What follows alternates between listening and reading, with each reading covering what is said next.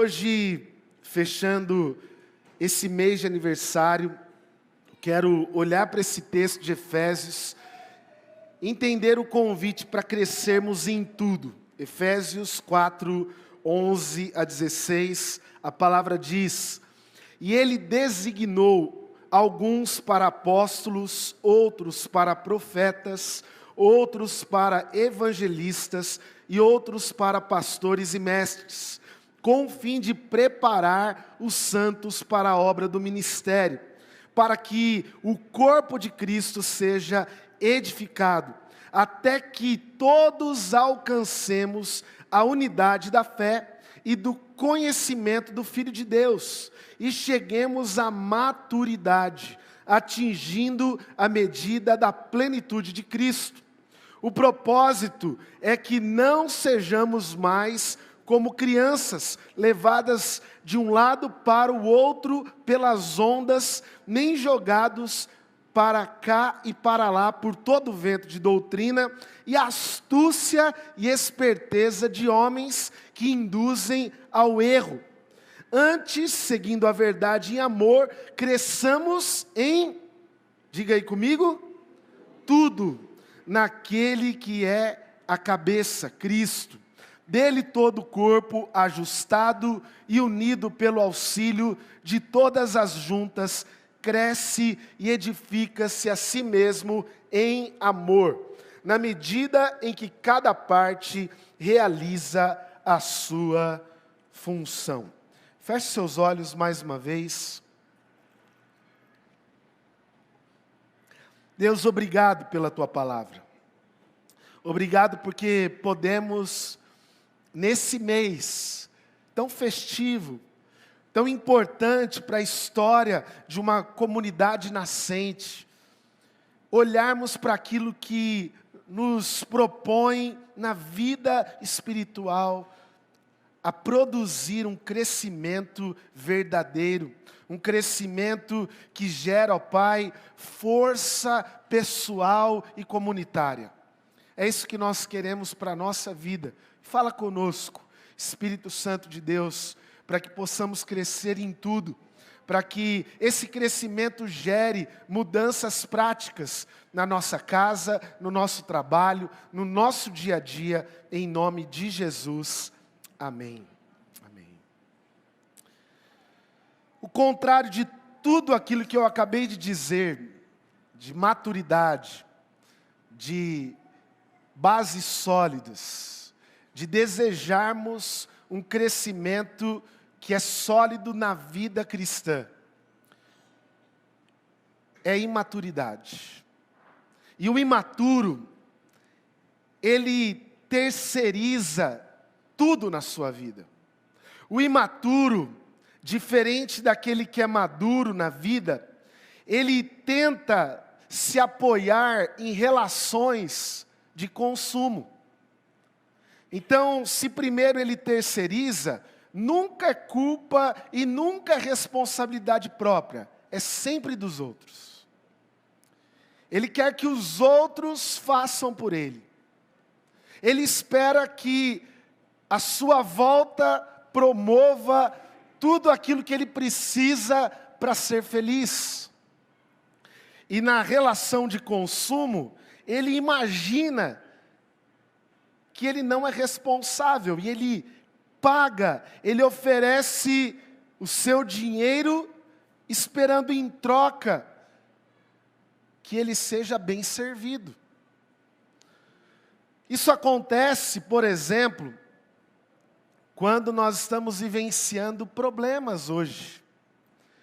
Porque o imaturo, ele está sempre procurando um responsável para justificar os seus próprios dramas, os seus problemas. E ele pensa assim: quem é o culpado? Quem vai me ajudar a resolver os problemas? Quem é o culpado pelo fracasso do meu casamento? Quem vai me ajudar a resolver o caos da minha vida financeira? Eu pago a escola para não ter problema com os meus filhos. Eu quero fazer parte de uma comunidade pensando que eu dou o meu dízimo. E a igreja precisa me oferecer um bom atendimento. Cadê o berçário? Isso aqui é uma realidade, a gente não tem berçário. E tem mãe chegando nova por aí, né, Gi? Tem mãe de gêmeos aqui. E a gente fica sempre perguntando, qual é a localização? Tem estacionamento? Porque quando eu olho para a vida, numa visão de consumo, de imaturidade, eu sempre quero os benefícios que os outros devem me proporcionar. E será que a gente não tem tratado a vida cristã com esse mesmo olhar? Será que a gente não tem olhado para a vida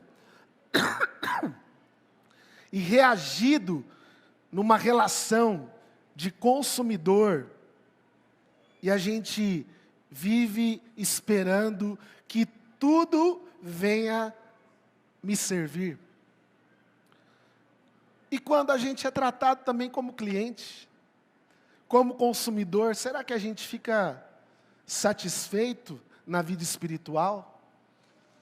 Será que a gente está entendendo que é assim mesmo a vida e a caminhada cristã?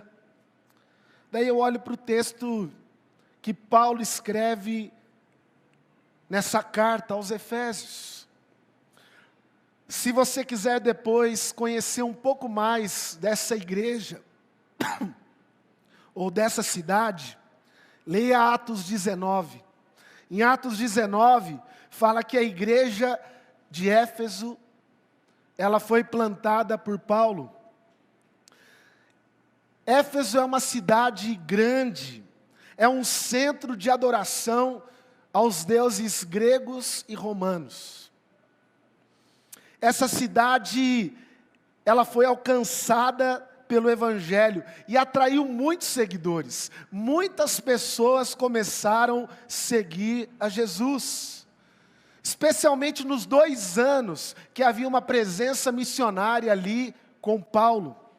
Mas quando Paulo foi preso, ele começa a escrever esta carta. Ele começa a se direcionar a esses cristãos que estavam em uma cidade que adorava outros deuses. E uma cidade que tinha um crescimento de pessoas que seguiam a Jesus. E ele estava preocupado com as pessoas que estavam ali caminhando com a fé. Por isso ele divide essa carta em 2 partes. Primeiro, ele conta a história do Evangelho do capítulo 1 a 3. Há uma ligação do capítulo 3 em diante, que é a palavra portanto. Então, se primeiro ele fala o que é o Evangelho, no capítulo 4, ele começa a dizer como devemos viver o Evangelho na prática. Ele não está falando Jesus veio para redimir todas as coisas, todas as pessoas, tudo é Cristo. Nós já cantamos hoje aqui, Cristo é tudo em mim. Mas não adianta apenas eu saber quem é Cristo. Agora ele diz, portanto. E nessa ligação, ele conta que a história do Evangelho se aplica na nossa história pessoal, na minha e na sua vida. E ele começa aqui dizer, no capítulo 4, que a gente leu dos versos 11 ao 16, que tem um tema único, que é a palavra A palavra tema-chave no capítulo 4 é a palavra E se você olhar nos primeiros versos que eu não li, vai dizer, um só corpo, um só Espírito, um só Senhor, uma só fé, um só batismo. Porque não existe crescimento sem que eu pertença a uma comunidade de fé na vida cristã. Há um engano hoje de pessoas que querem viver uma experiência espiritual longe de uma comunidade de fé, longe de um grupo que caminha ao seu lado.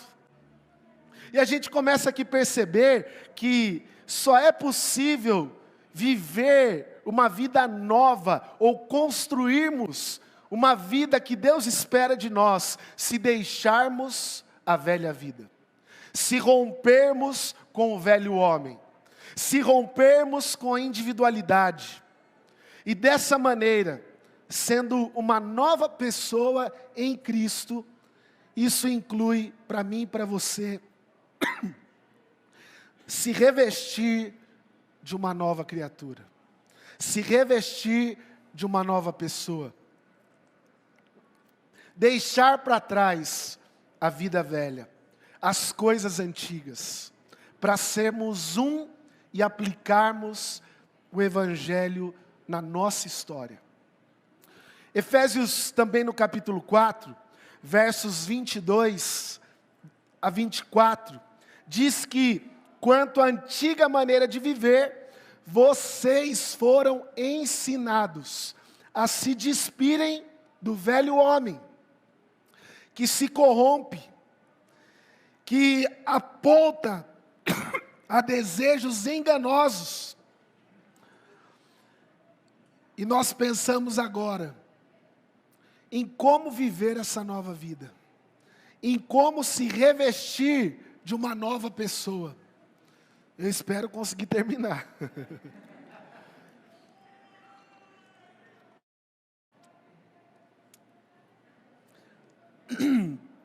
Então, como você e eu podemos ser revestidos dessa nova vida em Cristo? Porque na sequência, o texto apresenta coisas práticas. Por exemplo, se continuar com o seu olhar aí no texto, em Efésios 4, olha o verso 25. Quem mentia, não minta mais. Quem era irado ou se irava, agora perdoe e apazigue as confusões. Quem está dormindo com raiva, não deixe agora o sol se pôr sobre a sua ira. Quantos casais dormem brigados? E não resolve, e vai, e vai, e vai. Hora que explode, fala, e agora? Não é essa forma que Deus te chamou para viver. É uma nova forma, é um novo jeito, é uma nova proposta. Quem falava palavrão, não fale mais, está aí no texto. E essa é a proposta da transformação em Cristo. Não existe evangelho sem mudança. Mudança na vida, mudança no dia a dia. Hoje as pessoas preferem um evangelho da teoria, das ideias, do que é bonito, do que parece certo. Mas quantas vezes isso está muito longe de nós. E por isso nos tornamos cristãos infantis, imaturos, que, como eu disse inicialmente, vivem terceirizando as culpas, os problemas. Quando alguém chega dizendo, pastor, alguém precisa resolver o meu problema. A pergunta que eu faço, você está disposto a resolvê-lo? Às vezes, como pastor, eu fico pensando, eu quero resolver o problema dessa pessoa, mas será que a pessoa quer resolver?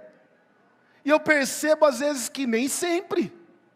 E a gente fica tentando, a gente fica procurando ideias, orando, falando, Deus, faz alguma coisa. Mas será que você quer resolver algumas coisas que te impedem de crescer em áreas tão fundamentais da tua vida? Pense nisso, porque a proposta do Evangelho é mudança, é transformação, é colocar em prática aquilo que recebemos. Por isso, em primeiro lugar, crescer em tudo, à luz de Efésios 4, é um convite para deixarmos uma fé teórica, infantil, inconstante, para vivermos o Evangelho na prática. Você pode dizer comigo, porque daí você me ajuda a poupar minha voz? Vamos lá? Crescer em tudo é um convite a deixarmos uma fé teórica, infantil e inconstante para vivermos o Evangelho. Chegou o reforço. Vou combater essa garganta hoje. Qual que é a ideia que Paulo apresenta a partir do capítulo 4, porque tem a ligação, o Evangelho é isso. Portanto, sejam um. E a primeira coisa que ele diz no versículo 11 é: usem os dons, usem os ministérios que Deus te deu para capacitar outras pessoas. Olha aí, Deus deu um para apóstolos, profetas, evangelistas, pastores e mestres, representando os 5, alguns dizem 4 ministérios, por pastores e mestres ser uma coisa só. Mas aqui a ideia não é dizer quantos ministérios, é olhar para a igreja, é olhar para as ferramentas que Deus tem me dado, os dons que você tem, e dizer: Deus, como eu posso reproduzir isso na minha comunidade? Como eu posso deixar uma fé teórica e entender que aquilo que Deus fez na minha vida, aquilo que Deus me deu, é para colocar em prática?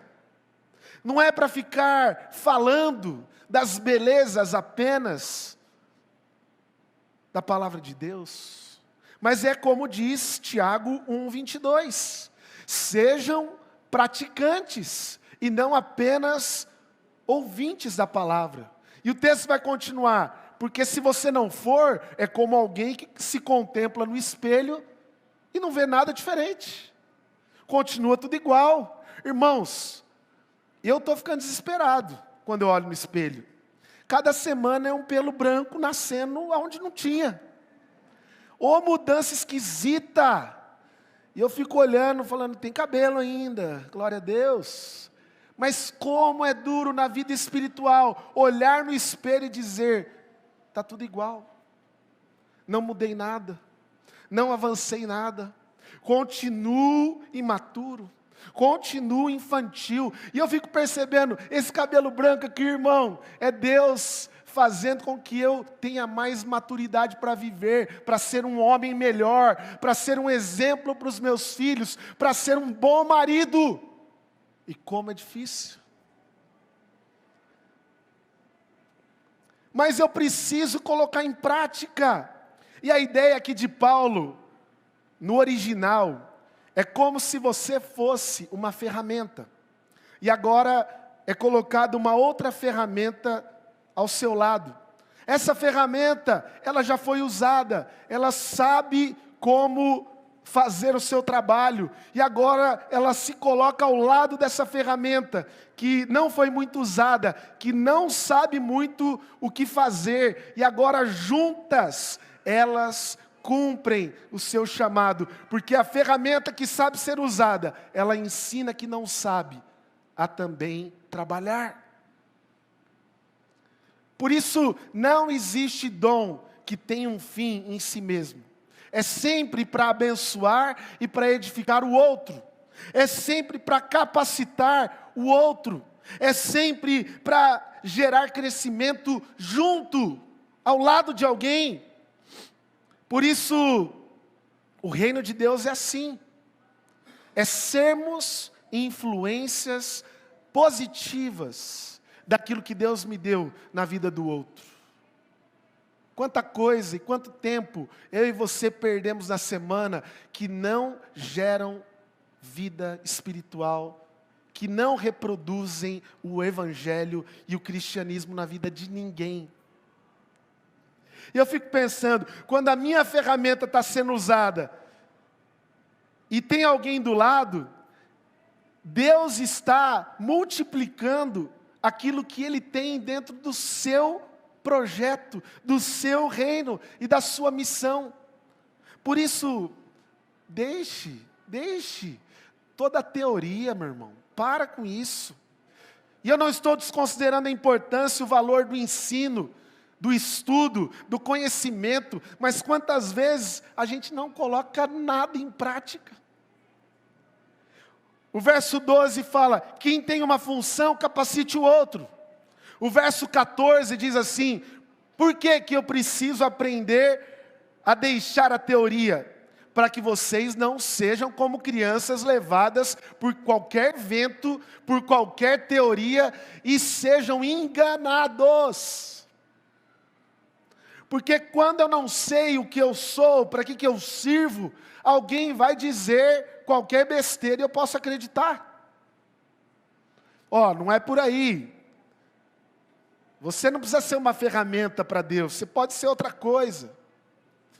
É quando a gente deixa a nossa identidade ser moldada por qualquer outra coisa que não seja Cristo e a sua palavra.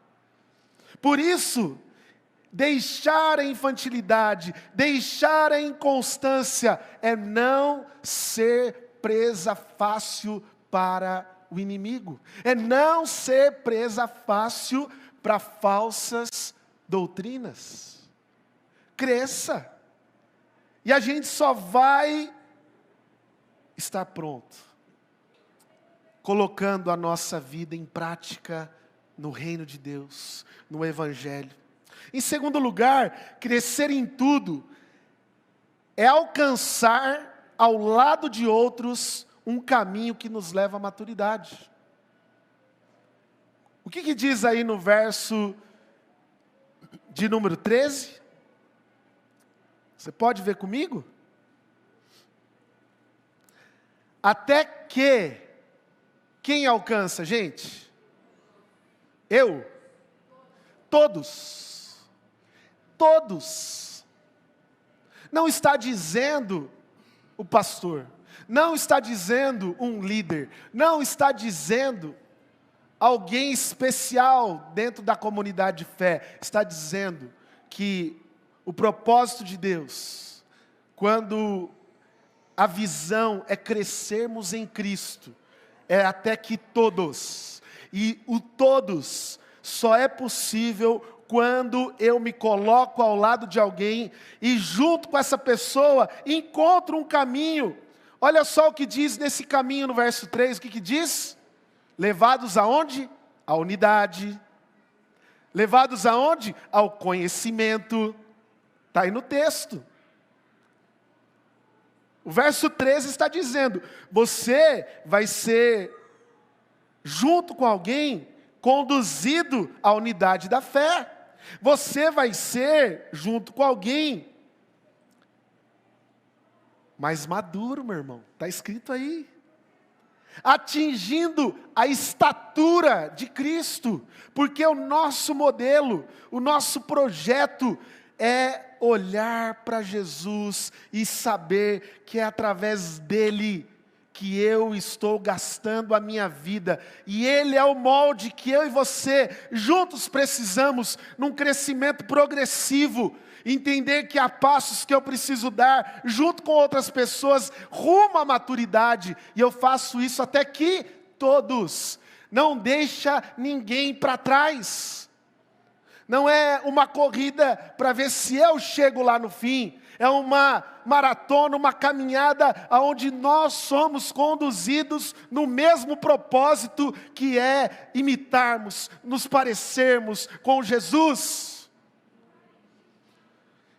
Dizem que na época de Jesus as pessoas eram tão parecidas, que Judas precisou dar um beijo no rosto de Jesus, para que ele entregasse aos soldados romanos. O meu desejo é que a gente se pareça tanto com Jesus, que a gente seja confundido com Ele. Vai ter que dar um beijo para saber quem é Jesus aqui nesse meio. Porque eles são tão parecidos, eles falam de igual modo, eles praticam as mesmas verdades, eles vivem os ensinamentos que Cristo tem colocado diante deles. E olha o que diz Efésios capítulo 1, versos 22 e 23. Deus colocou todas as coisas debaixo de seus pés e os designou como cabeça de todas as coisas para a igreja, que é o seu corpo, a plenitude daquele que enche o quê? Todas as coisas. Crescer em tudo é entender que Deus tem um projeto para todos nós. Crescer em tudo não é chegar em um lugar sozinho. É viver um projeto de comunidade que daqui a alguns anos nós vamos juntos estar um ao lado do outro, dizer, parecemos mais com Cristo.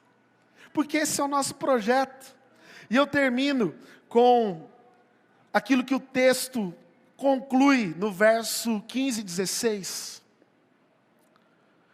Porque o verso 15 e 16 diz que quando o nosso padrão é Cristo, o crescimento do corpo se torna ilimitado. Existem crescimentos que parecem que são limitados, não é verdade? Cadê os baixinhos?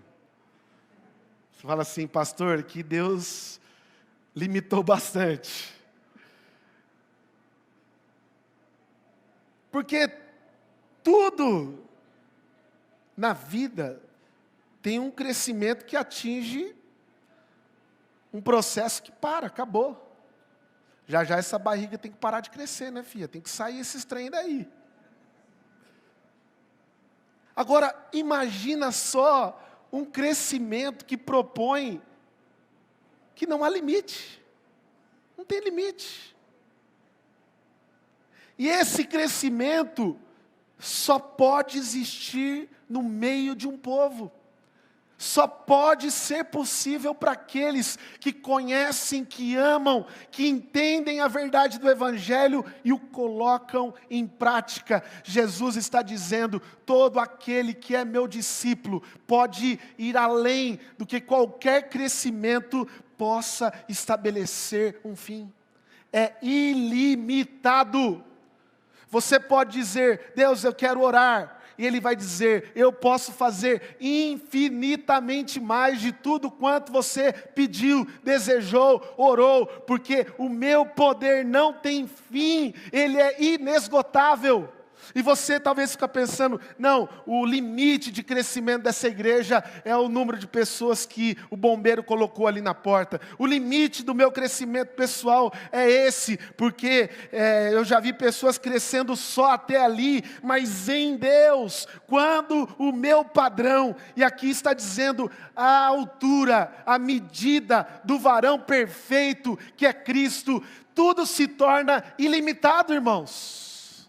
Deus quer fazer muito mais através de mim, de você. Deus quer fazer a tua família experimentar coisas ainda que você não experimentou. Talvez você não ouviu, não percebeu, não experimentou coisas grandes que ainda você não sabe, mas que Deus tem preparado para aqueles que creem e vivem esse reino, esse evangelho que não tem limite. Não tem limite. Como é bom fazer parte desse reino. Porque se os reinos desse mundo têm padrões, o reino de Deus é sobrenatural. A ponto de Jesus dizer, vocês farão obras maiores do que eu fiz. Vocês vão além daquilo que eu fui. É um pai dizer para o filho, filho, você vai ser melhor do que eu. Filho, você vai alcançar coisas que o pai ainda não alcançou. Jesus está dizendo, você é chamado, você é convidado a ir além dos limites, das fronteiras que se colocaram diante de você. E Deus quer que você experimente isso na sua vida nesse ano. Amém? Não coloque limites. Aí você fala, pastor, posso usar isso para a minha empresa? Meu irmão, nós estamos falando de coisas espirituais.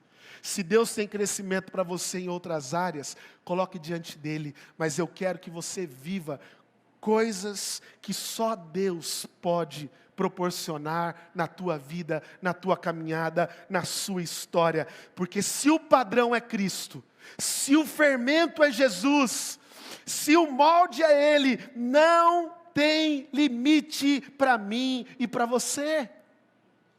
Deus quer fazer muito mais através das nossas vidas. Deus quer fazer você não apenas uma ferramenta que faz movimentos repetitivos, mas uma ferramenta que é transformada, que é melhorada, que é capacitada, que é cheia do Espírito Santo. E é isso que o texto está falando. Pratique isso.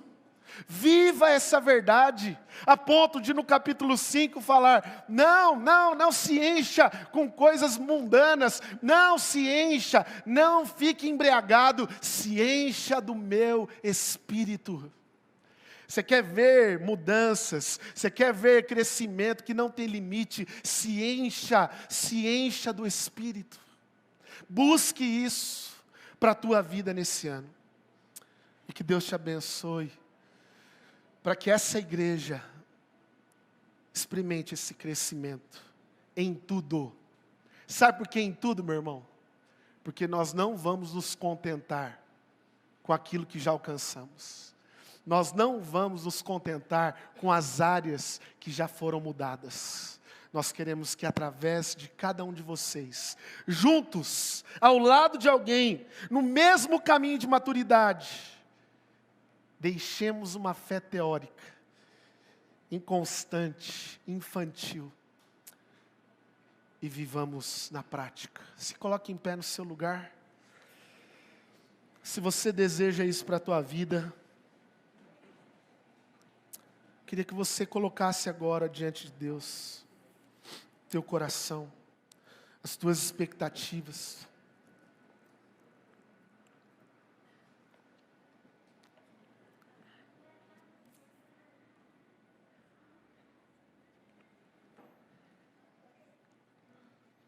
Pastor, mas você fica falando aí de imaturo, infantil, inconstante.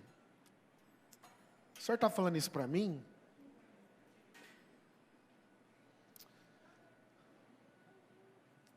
Pergunta isso para Deus, meu irmão. Quem sou eu?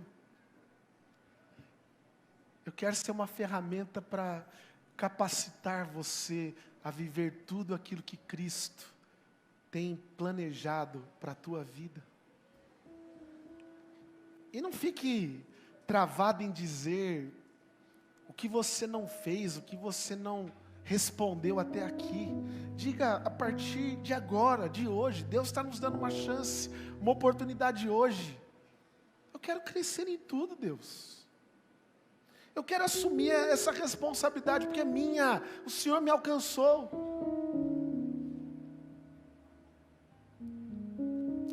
Se você está chegando agora e o Senhor te alcançou, caminhe ao lado de alguém. Caminhe ao lado de pessoas. Viva a fé, a comunidade. Viva o Evangelho. E diga, Senhor, eu quero crescer. Eu quero crescer. Eu quero que esse crescimento não tenha mesmo limites. Não para que as pessoas me vejam, mas para que elas vejam o Senhor. Para que elas possam olhar para mim e contemplar Jesus.